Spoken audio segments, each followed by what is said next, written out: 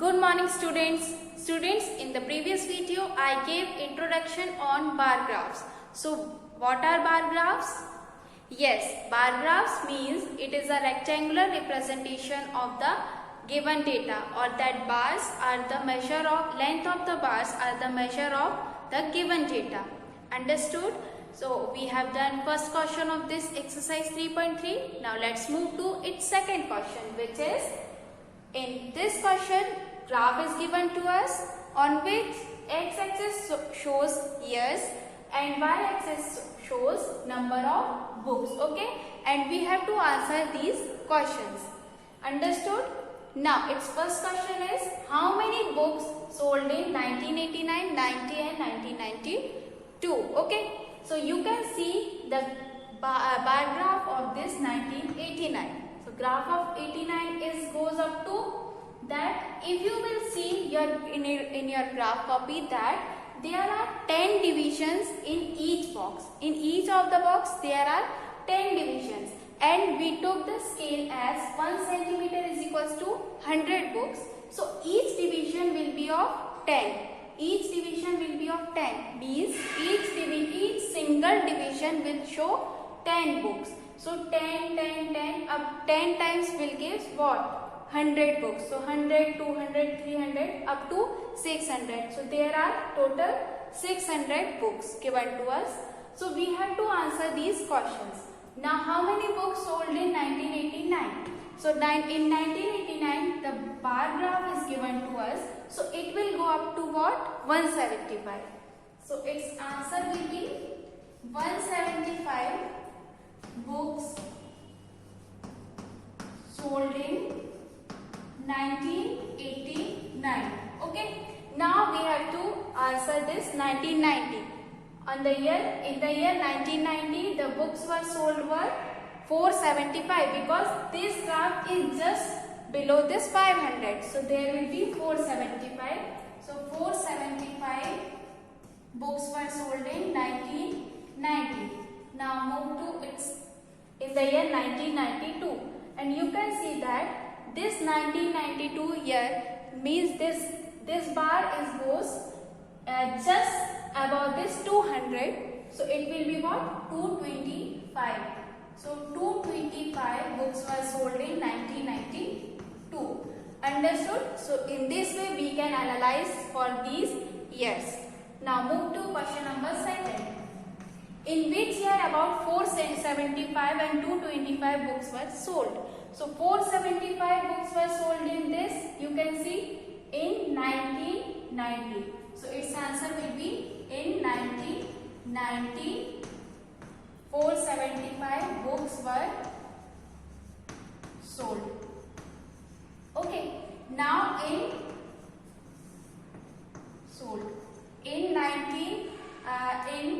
225. So in 1992 you can see that what? 225 books were sold. So in 1992 225 books were sold. Understood? Now move to its third question, which is, in which year were fewer than 250 books sold? So 250, less than 250. So you can see that less than 250 is this 1989, and less than 250 is what? This 1992. 1992. And all are greater than 225. So in this way 1989 and 1992, in 1992 there were less than 250 books were sold. Now move to its fourth part, which is, can you explain how can you estimate the books sold in 1989? They are asking that how you estimate how many books were sold in 1989. So you can see from the graph that there were books sold in 1989. We can estimate it as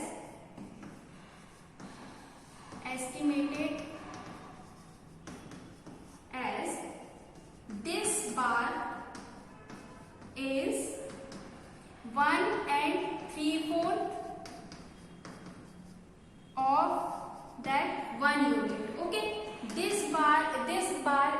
1 and 3/4 of this graph, this division. Okay, so 1 unit.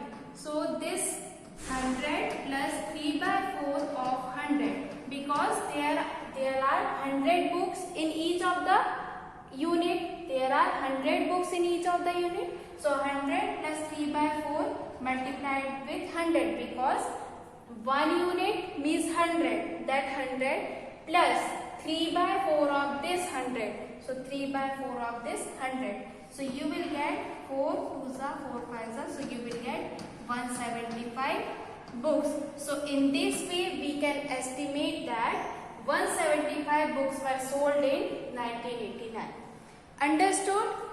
Now start question number 3rd. So in this question we have to answer these questions by making this graph. Here in first class and its numbers of children are given to us. Okay.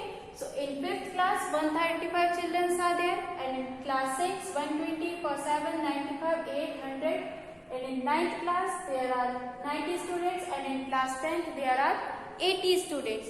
So we can make graph like this. On x-axis we can take class, and on y-axis we can take number of students. So in the first question they are asking that how would you choose a scale? So we can choose a scale of 10. 1 unit is equal to 10, means each unit represents 10 children, means 1 division in each box represent 1 children. 1 division show 1 children, okay, and this 10 division show 10 students. So in this way we can choose scale of 1 unit is equals to 10. We can also take 20 as our 1 division. 1 division will show that 20 students, but we are taking 10 because it will clear the difference between that class 7th and class 9th. It will clearly, we can see the difference between them. Okay, so we can choose what 1 unit is equals to 10 students. Okay, 1 unit is equal to 10 students. So we can clearly see difference between students of class 7 and 9. Okay, so we can clearly see the difference by seeing this, by observing these bars. Understood? Now move to question number 2nd. Which has maximum number of children? So you can see that the bar whose length is maximum, so there will be maximum number of students. So you can see that in class 5th there are 135 students and its bar is what? Tallest. So in class 5th number of children are maximum and minimum which has minimum, means which class has minimum number of children. So you can see the bar like this. In this class 10 this bar is minimum, so you can see that in class 5th 10th, in class 10 number of children are minimum. Okay, now its 3rd question is find the ratio of students of class 6th to class 10. So we will solve here. Number of students of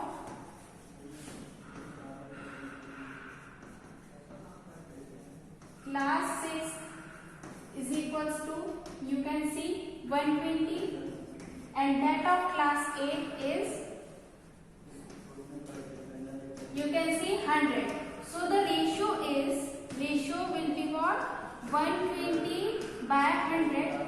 So it will give 2 6 are 2 5 are. So 6 ratio 5. So the ratio between the students of class 6 to that of class 8 will be 6:5. In this way we can solve these questions. Understood? Okay, thank you.